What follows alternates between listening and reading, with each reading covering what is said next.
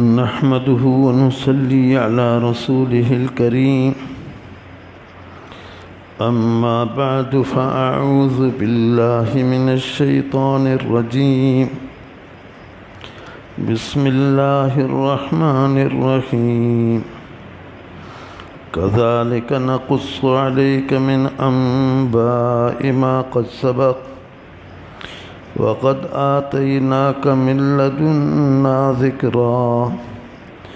मन अअरज़ अन्हु फ़इन्नहु यहमिलु यौमल क़ियामति विज़रा ख़ालिदीन फ़ीहि वसाअ लहुम यौमल क़ियामति हिमला। यौम युनफ़ख़ु फ़िस्सूरि व नहशुरुल मुजरिमीन यौमइज़िन ज़ुरक़ा। यतख़ाफ़तून बैनहुम इल्लबिस्तुम इल्ला अशरा। नहनु आलमु बिमा यक़ूलून इज़ यक़ूलु अमसलुहुम तरीक़तन इल्लबिस्तुम इल्ला यौमा। सैयदना हज़रत मूसा अलैहिस्सलाम बनी इसराइल जो तज़किरो थियो। उन जे मुखालिफ़ फ़िरऔन उन जी क़ौम क़िब्तीअ जो तज़किरो थियो। असल में सूरत ताहा जो असल जेको मज़मून आहे से टे शयूं आहिनि: तौहीद, रिसालत ऐं आख़िरत। बल्कि पूरे क़ुरान करीम जो असल मौज़ू इहे टे शयूं आहिनि। अल्लाह रब्बुल आलमीन जी वहदानियत हेकड़ाई, तो उन सां न को ज़ात में शरीक आहे, न कंहिं सिफ़त में शरीक आहे। ॿियो रिसालत, अल्लाह रब्बुल आलमीन आलम जी हिदायत जे लाइ अंबिया अलैहिस्सलाम खे मोकिलियो आहे। ख़ासि तरह सां आख़िर में रिसालत मआब सल्लल्लाहु अलैहि वसल्लम जी बेइज़्ज़त फ़रमाई। ॿियो, हिन दुनिया जे मुक़ाबिले में आख़िरत आहे। ये दुनिया दारुल मज़रअत आहे, दारुल अमल आहे, पोख जे लाइ आहे, अमल जे लाइ आहे। ऐं आख़िरत असल में उन जे बदिले जे लाइ आहे। त हे टे मज़मून इन सूरत जा बि ऐं ॿियनि सूरतुनि जा बि। उन जे ज़िम्न में अल्लाह ताला हिते हज़रत मूसा अलैहिस्सलाम जो इंतिहाई तवील क़िस्सो बयानु कयो। ऐं उन तवील क़िस्से में सरकार दो आलम सल्लल्लाहु अलैहि वसल्लम जिन जी नबूवत जो इस्बात बि ज़िम्नन थी वियो। त ही जेकी कुझु वाक़ियात असीं ॿुधायूं था, ये असीं अव्हांखे बराह रास्त था ॿुधायूं, वरना को ॿियो ज़रियो इन्हनि वाक़ियात खे मालूम करण जो अव्हां वटि कोन्हे, न कंहिं वटि अव्हां पढ़िया, दुनिया में को अव्हां जो उस्ताद कोन्हे, ऐं न ही को ॿियो ज़रियो आहे जंहिंसां अव्हांखे मालूम थिए। बसि हिकिड़ो ई ज़रियो आहे जो असीं अव्हांखे जिब्राईल अमीन जे वास्ते सां इहे वाक़ियात ॿुधायूं था। इन मां संदन आख़िरी नबी हुजण साबित थियो। चुनांचे हिते अल्लाह ताला हज़रत मूसा अलैहिस्सलाम जे क़िस्से खां बाद में फ़रमायो, कज़ालिक नक़ुस्सु अलैका मिन अंबाइ मा क़द सबक़। इन तरह बयानु करियूं था असीं तव्हांखे उहे ख़बरूं जेके गुज़री चुकियूं आहिनि, माज़ीअ जा वाक़ियात, उहे अख़बार। अंबा अख़बार जे माना में आहे, उहे असीं तव्हांखे ॿुधायूं था। कज़ालिक जो लफ़्ज़ आहे इन तरह, ही जेको बि क़िस्सो तव्हांखे ॿुधाए थी। ऐं ॿिया बि ॿुधायूं था, नहनु नक़ुस्सु अलैक अहसनल क़सस सूरत यूसुफ में ॿुधायो। क़ुरान करीम में किथे क़िस्सा आहिनि, किथे मिसाल आहिनि, किथे अहकाम आहिनि। क़िसस बि काफ़ी आहिनि ऐं मिसाल बि आहिनि। वतिलकल अमसालु नज़रिबुहा लिन्नास, ऐं अहकाम बि आहिनि। इन्हनि मां मक़सद बि इहे टे शयूं आहिनि। त हिते अल्लाह रब्बुल आलमीन फरमायो इहो असीं तव्हांखे ॿुधायूं था, नानो नक़ुस, अव्हांजो त को ॿियो उस्तादु आहे कोन, असीं अव्हांजा उस्ताद आहियूं। जिब्राईल अमीन जे वास्ते सां इहे वाक़ियात असीं तव्हांखे ॿुधायूं था, ऐं इहे वाक़ियात जेके अव्हां वटि अचनि था इहे गोया क़ुरान आहिनि। त क़ुरान जो हक़ हुजण बि हिन मां मालूम थी वियो त हिन में का मिलावट वग़ैरह नथी थी सघे, छाकाणि जो बयानु करण वारो अल्लाह ऐं विच में जेको खणी अचण वारो सो जिब्राईल अमीन, ऐं जंहिं ते खणी आयो सो रसूल अमीन, ऐं जेका शइ खणी आयो सा किताब अमीन, इंतिहाई सची किताब। त हिन जे में कंहिं बि क़िस्म जो शक ऐं शुबो नथो रहे। वक़द आतईनाक मिन लदुन्ना ज़िक्रा, ऐं तहक़ीक़ असां आंदो अव्हां वटि पंहिंजे तरफ़ां ज़िक्र यानी क़ुरान। क़ुरान जा कई नाला आहिनि।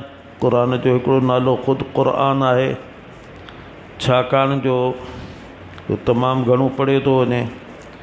जेतिरो क़ुरान खे पढ़ियो थो वञे, पढ़ियो वियो, पढ़ियो वञे थो, पढ़ियो वेंदो, कंहिं बि किताब खे कोन पढ़ियो वियो। अहिड़े तरीक़े सां क़ुरान जी माना जंहिंमें शयूं मिलायल हुजनि, त हिन में आयत आयत सां मिली पई आहे, सूरत सूरत सां मिली पई आहे। इन करे बि क़ुरान जो नालो क़ुरान आहे। किताब आहे, किताब जी माना हूंदी आहे कंहिं शइ खे कलम जे ज़रिए सां जमा करणु, त हिन खे बि जमा थो कजे कलम जे ज़रिए सां। फ़ुरक़ान हिन जो नालो आहे। हक़ ऐं बातिल जे विच में ही फ़र्क़ु करे थो। उलमा खे 60 नाला ॿुधाया आहिनि क़ुरान करीम जा। जेका शइ जेतिरी अहम हूंदी आहे उन जा नाला बि ओतिरा हूंदा आहिनि। उन्हनि नालनि मां हिकिड़ो क़ुरान करीम जो नालो ज़िक्र आहे। ज़िक्र जी माना आहे कंहिं शइ खे बार बार दोहरायो वञे।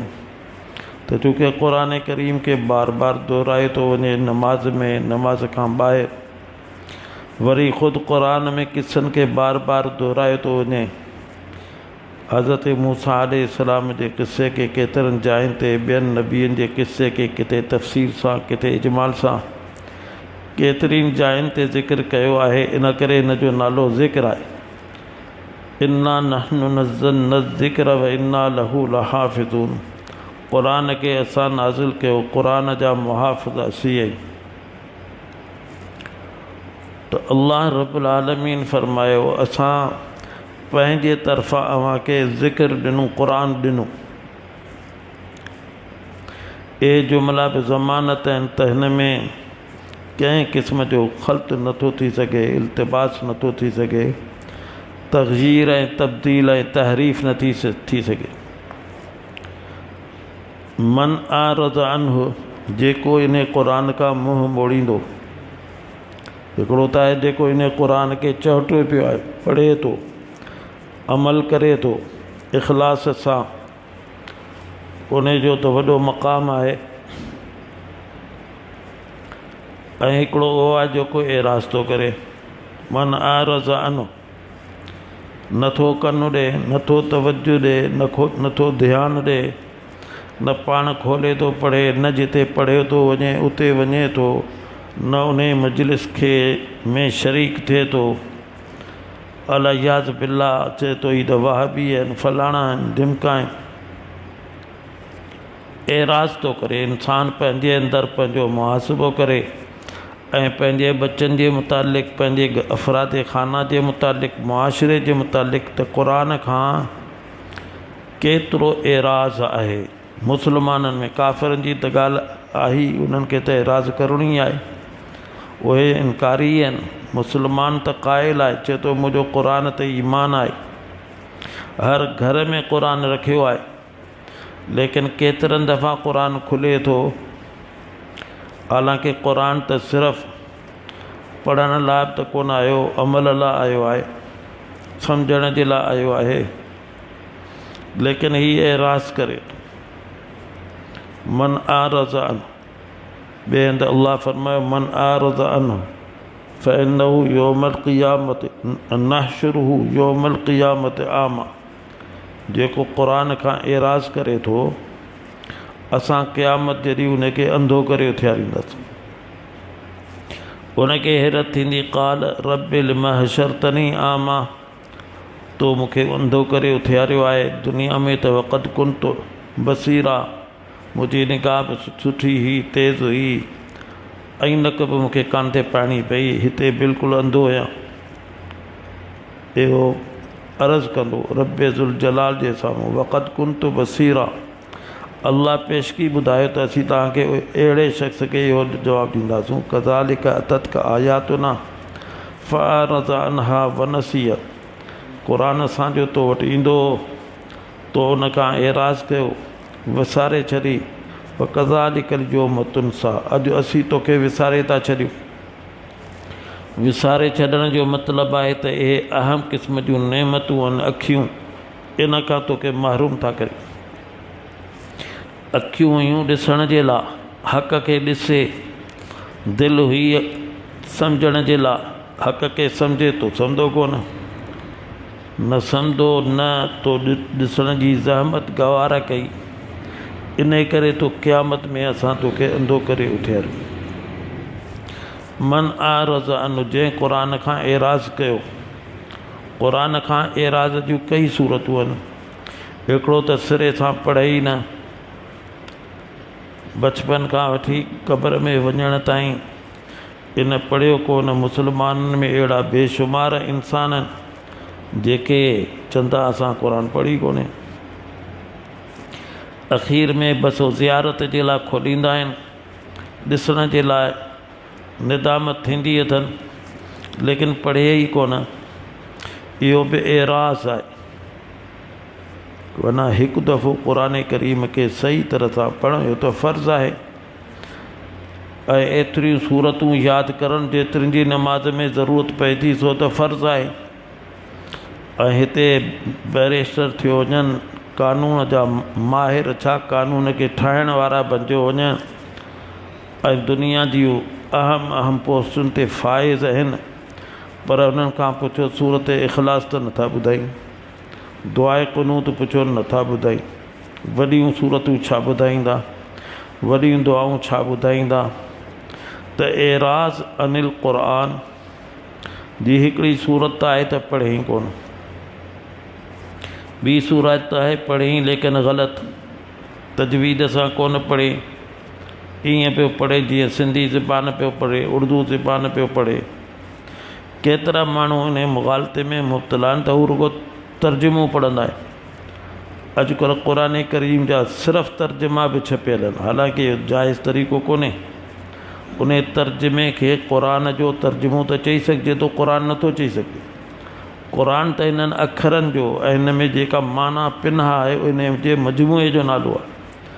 हू त सिर्फ़ु तर्जुमो आयो, त उनखे अगरि सही तर्जुमो आहे त उनखे क़ुरान जो तर्जुमो त चई सघिजे थो, क़ुरान नथो चई सघे।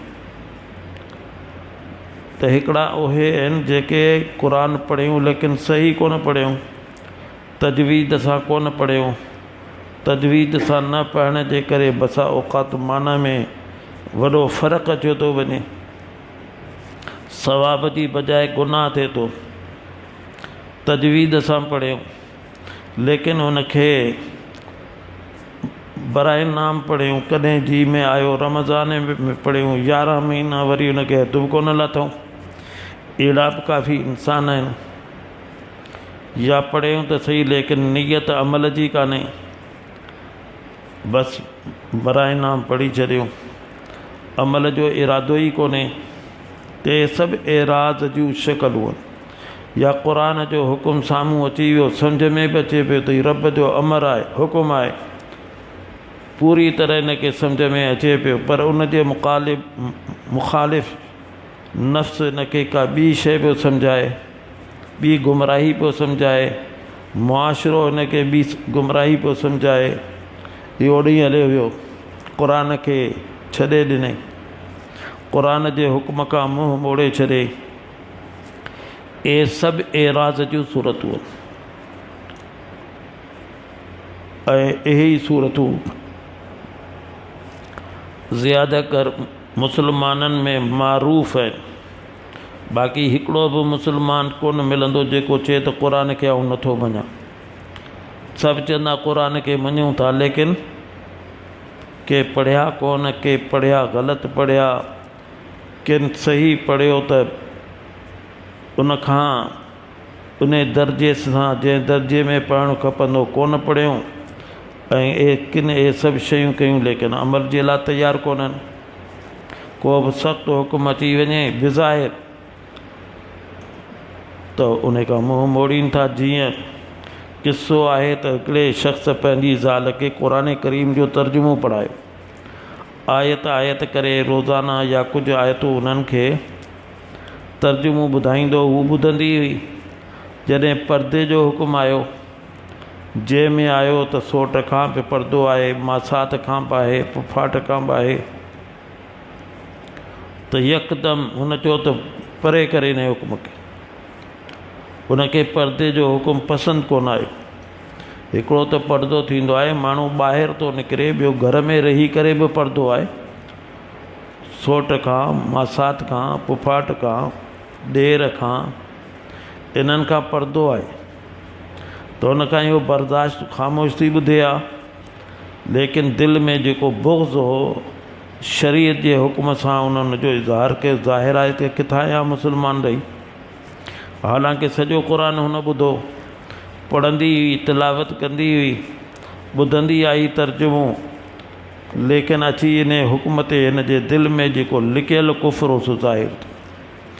इंसानु पंहिंजे अंदरि बि सोचे त केॾी महिल शरीयत जा अहकाम ईंदा आहिनि त बाज़े माण्हू चवनि बाबा इहो उन ज़माने जो हुकुम आहे, हाणे कोन्हे इहो हुकुम। जंहिं ज़माने में माण्हू ढगे गाॾीअ ते सफ़र कंदा हुआ, उठनि ते सफ़र कंदा हुआ, हीउ हुकुम उन ज़माने जो आहे। अॼु त असीं जहाज़नि ते सफ़र था करियूं। इहो बि इनकार, इहो बि एराज़ आहे। मन आरज़ अनु, जंहिं क़ुर खां एराज़ कयो, फ़इन्नहु यहमिलु यौमल क़ियामत विज़रा, उहो क़यामत जे ॾींहुं खणंदो वज़न, तमामु वॾो वज़न खणंदो, तमामु वॾो वज़न खणंदो। या हदीस में अचे थो न, क़ुर में बि हिन ॾे इशारो आहे, जेको माण्हू ज़कात अदा नथो करे त क़यामत जो ॾींहुं आहे 50,000 सालनि जो। अगरि हिन उठनि जी ज़कात नाहे अदा कई त उहे उठ हिनखे लेटाए वेंदो ज़मीन ते, ऐं उहे उठ पहिरें खां वधीक सगारा उन खे पंहिंजे पेरनि सां लताड़ींदा रहंदा। अल्लाह पनाह में रखे, ढग आहिनि त लताड़ींदा रहंदा, बकरियूं ते सिंग हणंदियूं रहंदियूं। इहा कैफ़ियत हूंदी। अगरि सोन जी ज़कात कान ॾिनी त उहो सोन नांग जी शकल में हिन जे ॻिचीअ में विधो वेंदो, ऐं उहो नांग हिनखे ॾंगींदो बि रहंदो ऐं चवंदो बि रहंदो त अन कंज़ अन माल, मूंखे परे छो थो करी, आउं त तुंहिंजो ख़ज़ानो आहियां, मूंखे टिजोड़ियुनि में रखंदो आहीं। फ़इन्नहु यहमिल यौमल क़ियामत वज़रा, इहो क़यामत जे ॾींहुं वॾो वज़न खणंदो। कंहिं पराई ज़मीन खाधी हिकिड़ी गिरांठ जेतिरी, त सत ज़मीनूं अल्लाह रब्बुल आलमीन क़ादिर आहे त उन्हनि 7 ज़मीनुनि खे गिरांठ जेतिरो टुकुर कढी ॿाहिरि करे ऐं कढी उन जे मथां विधो वेंदो। सोचिजे त छा वज़न हूंदो हुनजो। हिकिड़ी गिरांठ केरु कंहिंजी ज़मीन खाए थो, उनजो इहो अंजाम थिए थो। असीं पाड़े में हूंदा आहियूं, कोशिशि कंदा आहियूं त भर वारे जो कंहिं चालाकीअ सां को इंच खणो, बज़ाहिर सम्झंदा आहियूं इंच, पर डेग में उहा ज़मीन हूंदी आहे 100 फुट, त सोचे त केतिरा इंच न खणी छॾिया, हुनखे वीचारे खे ख़बर ई कान्हे। जे ख़बर आहे त कुझु ई नथो सघे, छा करे। चवंदा मियाँ इंच ते ॿियो जहिड़ो करी, बाबा इंच कोन्हे, ई त तमामु घणी ज़मीन आहे।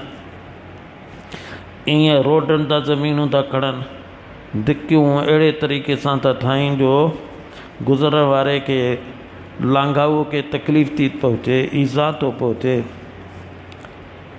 इहे सभु क़ाबिल गिरफ़्त ॻाल्हियूं आहिनि।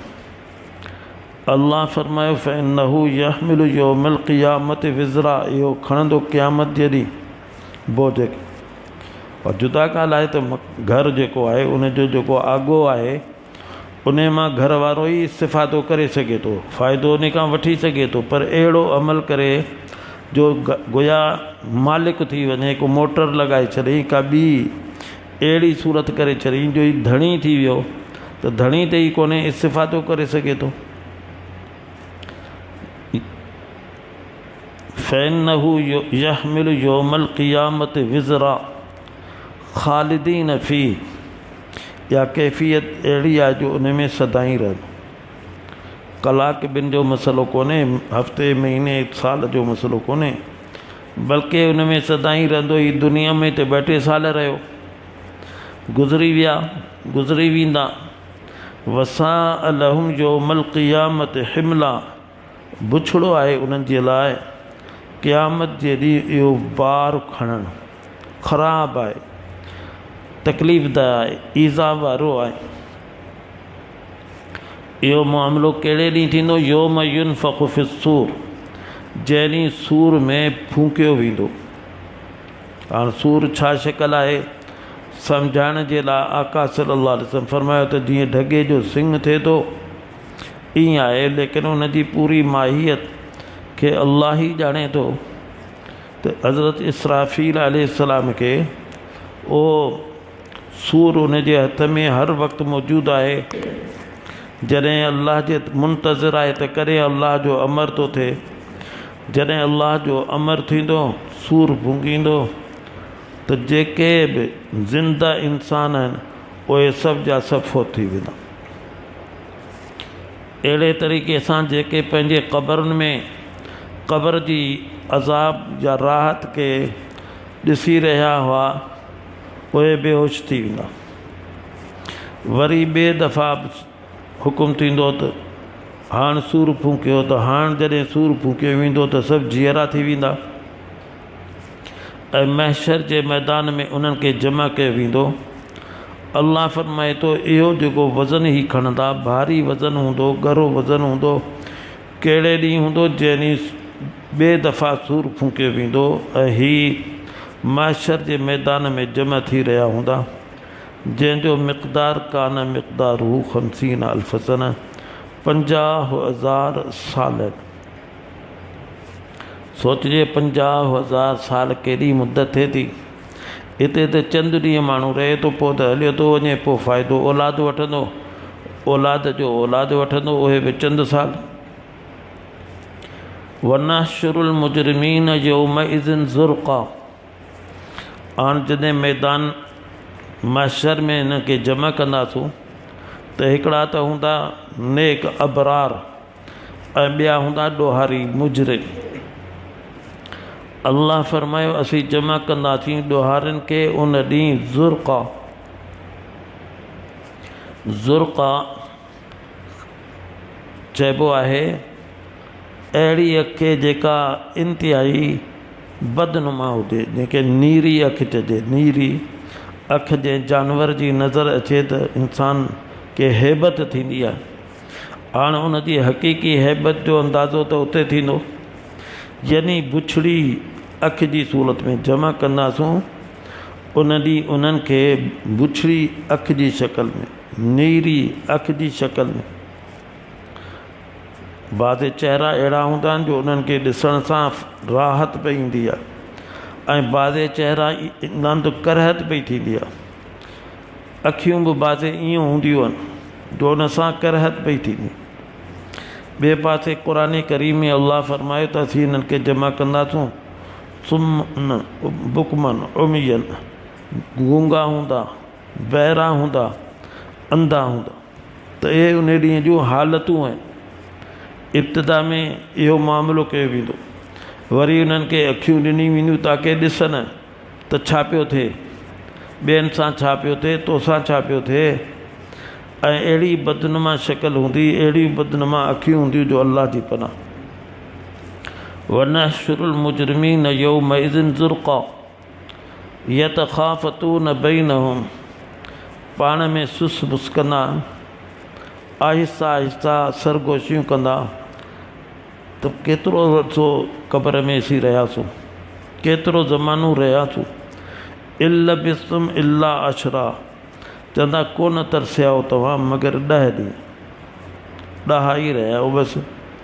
हाणे सोचिजे आदम अलैहिस्सलाम खे क़ब्र में केतिरो ज़मानो थियो आहे। असांजे वॾनि खे सदियूं थी वियूं आहिनि, लेकिन जेॾी महिल क़यामत जी वहशत होलनाकी ॾिसंदा त इहो फितरी शइ आहे त माज़ीअ जी ॻाल्हि चाहे तकलीफ़दायक हुजे उहा थोरी महसूसु थींदी आहे। कॾहिं नमाज़ में हिकिड़ो मिंट हूंदो आहे, माण्हू पहिरीं पहुची वियो, हाणे हिकिड़ो मिंट आहे त बसा औकात उहो मिंट जेको आहे सो एॾो ॻरो पियो लॻंदो आहे त एतिरो वक़्तु गुज़रण खां पोइ सारो वक़्तु जेको आहे सो मामूली लॻंदो आहे। हिन दौर में बि यही कैफ़ियत, हिकिड़ो मिंट जेको आहे रोज़े जे इफ़्तार में हिकिड़ो मिंट आहे। अगरि त पाण खे कंहिं ॿी ज़िक्रो अज़कार में तस्बीहात में मसरूफ़ रखियईं या कंहिं सहरी इफ़्तार जे सामान खे गॾु करण में रखी, पर अगरि पहिरीं ईअं वेही रहंदो ज़िक्रो अज़कार बि कोन थो करे, रुजू इल्लाह बि नथो करे, त पोइ उन हिकिड़े मिंट खे जांचण जे लाइ घड़ीअ में हुनखे 10 दफ़ा पियो जांचींदो, वरी पियो ॾिसंदो अञा त मिंट पियो आहे, वरी पियो ॾिसंदो अञा त मिंट पियो आहे।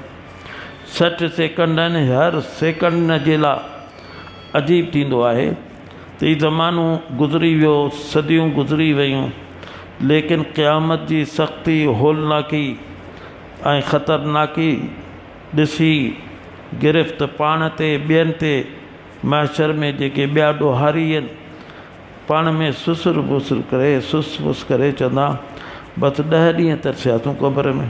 पहिरीं त असांजो ख़्यालु हो ऐज़ा मितना व कुन्ना तुराबा इज़ामा, जॾहिं असीं मरी वेंदासूं त मिटी थी वेंदासूं, हॾियूं असांजियूं ॻरी वेंदियूं, ख़तमु थी वेंदियूं, छाजो क़ब्र मां असांखे उथियारियो वेंदो, छाजो क़ब्र जो अज़ाब, छाजो क़ब्र खां उथारनि। पर हाणे चवंदा त हीअ त अजीब ॻाल्हि थी वई, क़ब्र में असां गोया रहिया ई 10 ॾींहं। नहनु आलमु बिमा यक़ूलून, अल्लाह तो फरमाए त असीं ॼाणूं त ही छा पिया चवनि, के दिलि में सोचे उनखे बि अल्लाह ॼाणे थो। हीअ पाण में सुस फुस पिए कयूं, आहिस्ता पिए ॻाल्हायूं, कंहिंखे ख़बर न पए, रुसवाई थींदी। अल्लाह फरमाए थो असांखे सभु ख़बर आहे। इज़ यक़ूलु अमसलुहुम तरीक़तन, जॾहिं उन्हनि में जेको होशियारु हूंदो वाक़फ़ियत जे एतबार सां, उहो त ईअं पियो चवंदो इल बिस्तुम इल्ला योमान, न आहियो तरसिया मगर हिकिड़ो ॾींहुं। 10 ॾींहं छाजा, हिकिड़ो ॾींहुं थियो आहे, हिकिड़ो ॾींहुं थियो आहे, क़ब्र में दफ़नायूं ॾींहुं थियो आहे हिकिड़ो, छाकाणि जो उन सख़्तीअ खे अल्लाह पनाह में रखे, उन सख़्तीअ जो मुशाहिदो करे साबिक़ा सख़्ती उन्हनि खे महसूसु कान थींदी, सम्झंदा त इहा सख़्ती कान हुई, त वॾी राहत हुई क़ब्र में। इन करे राहत जे ज़माने खे माण्हू थोरो शुमार कंदो आहे। एयर कंडीशन गाॾीअ में आहे, तमामु राहत आहे, गुज़रण खां पोइ चए थो थोरी देरि में गाॾीअ में अञा विहूं हा, थधाण पई लॻे हा, महसूसु पई थिए हा, हाणे वरी रोडनि ते हलूं, वरी तपिश ॾिसूं, सिज जी तपिश ॾिसूं, रोडनि जी तंगी ॾिसूं, कहिड़ो आराम सां गाॾीअ में हुआसीं, पर थोरी देरि में वक़्तु गुज़री वियो, पैसा केतिरा वरितऊं वग़ैरह ज़ालिक इल बिस्तुम इल्ला योम। उहो ईअं चवंदो त हिकिड़ो ॾींहुं तरसिया। ॿिए मक़ाम ते ईअं बि आहे इल्ला साअतन, सम्झंदा बसि हिकिड़ी घड़ी तरसिया, हिकिड़ी घड़ी। ॿिए हंधि ईअं बि आहे अशियतन औ ज़ुहाहा, चवंदा त या त पोयूं ॾींहं जो पोयूं पहर या पहिरियों पहर चाश जो वक़्तु जेको थींदो आहे, इशराक खां बाद में 2 कलाक 3 कलाक, बसि असां त दुनिया में एतिरो रहियासीं। हालांकि हक़ीक़त में ये सदियूं रहिया, लेकिन हाणे क़यामत जी होलनाकी के ॾिसी ए सदियूं उनखे कुझु कोन पियूं मालूम थियनि। हाणे मुस्तक़बिल जी ख़तरनाकी इन जे साम्हूं आहे। इन में आख़िरत जो ज़िक्र अची वियो त इहा आख़िरत ईंदी, क़ब्र जो ज़िक्र थी वियो, इन खां गुज़रणो आहे। आख़िरत में मुहासिबो थींदो, हिसाबो किताब थींदो। हिते त सिर्फ़ु जम जो मसइलो आहे। पहिरीं त गॾु कयो वेंदो हिसाब, पोइ थींदा। जम में हीअ हालत थी वेंदी जो इंसान हवास एतिरा विञाए वेहंदो जो सदियुनि में रहण वारो चवंदो आहे 10 ॾींहं रहियो आहियां, हिकिड़ो ॾींहुं रहियो आहियां। छाजो हिकिड़ो ॾींहुं? उन जो हिकिड़ो हिसो रहियो आहियां। अञा त को पुछाणो थी कोन्हे, मुआख़िज़ो थी कोन्हे। अञा त सिर्फ़ु कुझु ॾेखारियो वियो आहे। पोइ हिन जा हवास एॾा बाख़्ता थी वेंदा। अल्लाह ताला सही फ़हम अता फ़रमाए, फ़िक्र आख़िरत नसीब फ़रमाए। वाखिर दावाना अल्हम्दुलिल्लाहि रब्बिल आलमीन वल आक़िबतु लिल मुत्तक़ीन वस्सलातु वस्सलामु अला सय्यिदिल अंबियाइ वल मुरसलीन व अला आलिहि व सहबिहि अजमाईन। रब्बना ज़लमना अनफुसना व इल्लम तग़फिर लना व तरहमना लनकूनन्न मिनल ख़ासिरीन। या रहमर राहिमीन, असांजा सग़ीरा कबीरा गुनाह माफ़ फरमा, असां सभिनी जी मग़फ़िरत फरमा, असांजे वालिदैन जी मग़फ़िरत फरमा, तमाम मुसलमाननि जी मग़फ़िरत फरमा। या रहमर राहिमीन, कोरोना वायरस के ख़त्म फरमा, मुकम्मल ख़त्म फरमा, पूरी दुनिया में ख़त्म फरमा। या रहमर राहिमीन, ही तुंहिंजे अज़ाब जी हिकिड़ी झलक आहे। पूरी दुनिया इन जे करे शदीद परेशान आहे, छा अमीर छा ग़रीब। पूरी दुनिया ख़ाइफ़ आहे ऐं इकरारी आहे त या रहमर राहिमीन तुंहिंजी पकड़ जा असीं मुतहम्मिल न आहियूं, कोन आहियूं। पंहिंजे फ़ज़्लो करम सां इन वायरस के, अहिड़े क़िस्म जे ॿियनि वायरसनि खे पूरी दुनिया में मुकम्मल तरह सां ख़त्म फरमा। जेके इन में मुब्तला आहिनि उन्हनि खे आफ़ियत तामा अता फरमा। जेके मुसलमान फ़ौत थी विया आहिनि उन्हनि जी बख़्शिश फरमा। या रहमर राहिमीन, ॿियूं बि बीमारियूं आहिनि, या रहमर राहिमीन उन्हनि बीमारियुनि खां बि महफ़ूज़ फरमा। ब्लड प्रेशर जी आहे, गुर्दे जी आहे, पथरीअ जी आहे, ॿियूं बेशुमार बीमारियूं आहिनि। हर बीमारी मुज़ी आहे, ईज़ा थी पहुचाए। पंहिंजे फ़ज़्लो करम सां तमामु बीमारियुनि खे आफ़ियत अता फरमा, शिफ़ा अता फरमा, सिहत अता फरमा। अब्दुल मजीद अब्बासी जे साहिबज़ादे जो मसइलो उहो हल फरमा। उनजी घरवारी कोरोना में मुब्तला थी आहे, उनखे आफ़ियत अता फरमा। नवीद रफ़ीक कोरोना में मुब्तला आहे, कि आफ़ियत अता फरमा। ॿिया बि केतिरा मुसलमान कोरोना में मुब्तला आहिनि, उन्हनि खे शिफ़ाए कुल्ली अता फ़रमाए, शिफ़ाए आजिल कामिल मुस्तमिर अता फ़रमा। पथरीअ जी तकलीफ़ में डॉक्टर मुजाहिद साहिब मुब्तला आहे, उनखे आफ़ियत तामा अता फ़रमा, शिफ़ाए आजिल कामिल मुस्तमिर अता फ़रमा। ॿिया बि जेके मुब्तला आहिनि मुख़्तलिफ़ अमराज़ में, असांजा रिश्तेदार, मुतअल्लिक़ीन, अहबाब, दोस्त अहबाब, सभु खे शिफ़ाए आजिल कामिल मुस्तमिर अता फ़रमा। जेके पंहिंजे नियाणियुनि ऐं पुटनि जे रिश्तनि में परेशान, बहितर खां बहितर रिश्तनि जो उन्हनि जे लाइ इंतज़ाम फ़रमा।